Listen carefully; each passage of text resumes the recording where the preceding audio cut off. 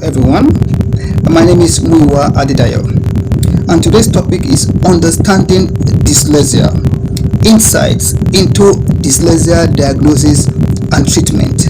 Okay, let me repeat today's topic again.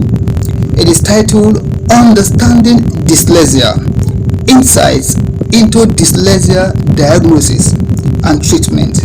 This topic is extremely important because it is a hope inspiring topic. Dyslexia is the number one challenge that most learners, most kids, most adults, students etc. experience in the educational sector, from Nigeria to Bahrain, from America to Armenia. There is no school today that does not have its own unique set of learners who are dyslexic. And in the 21st century, the knowledge-driven economy, the dyslexic are in a situation that if they are not helped, they might end up not achieving great socio-economic success in their various fields, because the 21st century economy is a kind of it is a left-driven economy or left-brain driven economy, because it supports proficiency in reading. So today's topic is meant to give parents to give the neurodivergent learners or community a hope that they can really improve in reading, that their literacy maybe index can be improved with the right intervention and the right therapies. So what is dyslexia? I've shot other videos regarding the definitions of dyslexia, types of dyslexia, the dyslexic advantage, etc. But here, let me just quickly hazard this definition, that dyslexia is a cognitive and neurological disorder. It affects individuals, especially those neurodivergent individuals, because they try to use their right brains for reading, and reading and language are left hemisphere dominated activities. So that is one of the reasons why most dyslexic end up becoming what they are, just because of the fact that they have different wiring, or their brains have been sculpted differently. So this leads to what is called dyslexia. It could be acquired dyslexia or the developmental dyslexia. And dyslexia today is affecting not only blacks, not only Nigerians or Africans. For example, in America, there was a study that discovered that more than 50% of the prison inmates are dyslexic. In Israel, about 70%. Not too long ago, MIT professor, her name is Professor Marian Wolf, she said about 50 million Africans are not only out of school, that they are functionally illiterate. They can neither read nor write. Then globally, about 250 million people are illiterate. They cannot read nor can they write. So it behoves individuals, researchers, research institutions, policy makers, to focus on investing in dyslexia research, in investing in concepts or initiatives or programs that have to do with literacy improvement. So like I said, that today's topic is just to give parents hopes that their children can do what? That their children can end up becoming literate, that they can end up becoming individuals who can read and write. Although the fact is this, that dyslexia is a lifetime difficulty, but that does not mean that with the right intervention and with earlier interventions that people who are susceptible, to dyslexia will not be able to read. They will be able to read with the right therapy. And the therapies that I'm going to really focus on today has to do with those therapies that are technology driven. They are also referred to as assisted technologies. Then let me quickly read this quote from Nakana and Bloomstein, 2004. They said that neuroscience research, also has shown that the left hemisphere, comprehend syntax and grammar, but the right hemisphere does not. Like I said, initially, that dyslexic are individuals that we can refer to as what? As the neurodivergent.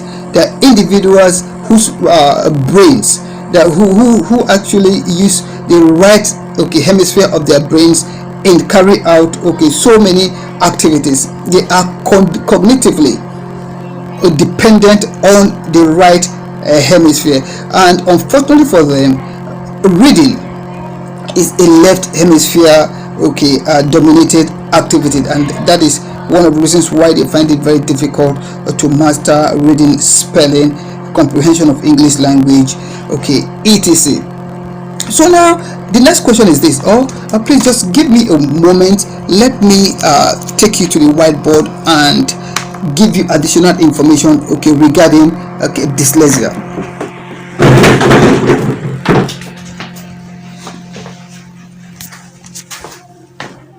So if you look at the board, I actually titled it the neurobiology of dyslexia, and there's a concept called cerebral diversity, that human beings, there are some individuals who are right brain while some individuals are left brain, and this cerebral diversity is divided into two.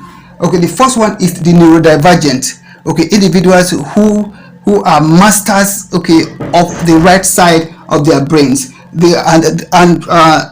Individuals who fall under this neurodivergent are people who are dyslexic, autistic, students or individuals who have Down syndrome, who have ADHD, etc.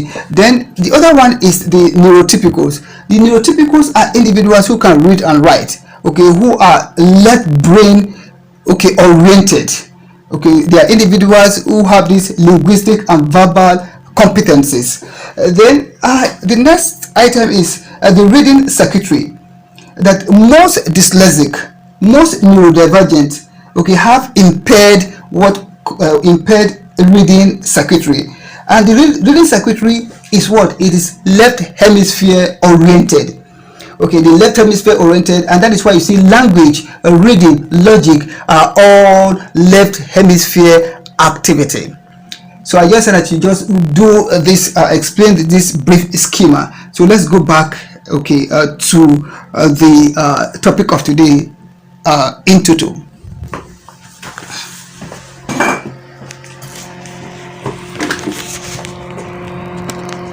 I'm in my study.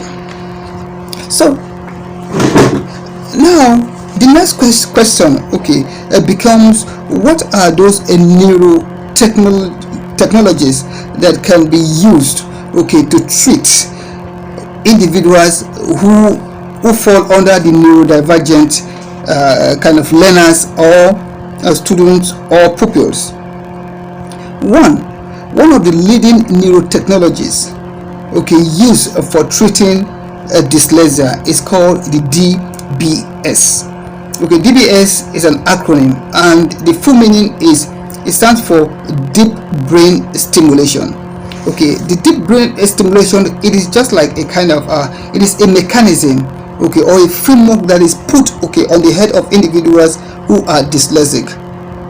And this mechanism, this technology sends little voltage, electric current to the what? To that area of the brain, that part of the brain.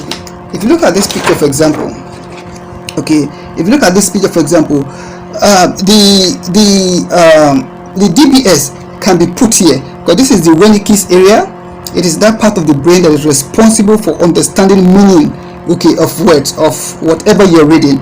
Here is the Broca's region, okay, that is responsible for speech production. That most dyslexic always try to use this, okay, this left hemisphere, the Broca's area, okay, for reading, and they use this area and the right part of their brains. Okay, that is why they find it very difficult to do what, to read, to spell, etc. Unlike the literate brain, okay, individuals who can read and write, okay, they use both the Wernicke's area, the Broca's area. Okay, we have this here. There's another portion called the angular gyrus, then the temporal lobe, and other, okay, organs in the brain, okay, that are dedicated to reading, to writing, to spelling, etc. So the DBS can be applied here. For example, okay, so the little current, okay, will be sent to this part of the brain, okay, which will activate or stimulate those cells, okay, those cells that are dedicated, for example, to reading. Okay, it's going to innervate, it's going to make them strong, to make them active. So the recurrent application of this deep brain stimulation in the long run, in addition to other behavioral therapies, can improve what, can improve reading. Then this is a picture, okay, of a cell. It's called the neurons. Okay, neurons are, okay, they are cells in the brain that are responsible for reception, okay, of sensory information and dissemination of this information throughout the nervous system. So the deep brain stimulation can actually be used to reactivate, okay, those deficient or weak neurons, okay, in that part of the brain, for example, the Wernicke's area. So gradually, if this is applied, you discover that the dyslexic patient can, okay, gradually, okay, improve in his or her reading, writing, and literate competence. Then the other one is the TMS. Okay, the TMS actually stands for transcranial magnetic stimulation. Okay, this one, instead of electricity, it is just magnet. It is applied on the brain, and some magnetic current are also sent to that cognitive space. For example, it could be the Broca's area, or it could be, okay, within the anterior temporal lobe. Okay, it is also responsible. It's one of those lobes or those areas in the brain, okay, that studies have reviewed, okay, supports reading. Current can be sent there, and the neurons, okay, can be reactivated. Okay, they can start talking to, okay, each other and one another, and before you know it, the individual who is dyslexic can start, okay, his or her reading proficiency is going to, or reading ability will definitely improve. Then the next neurotechnology is called the focus ultrasound.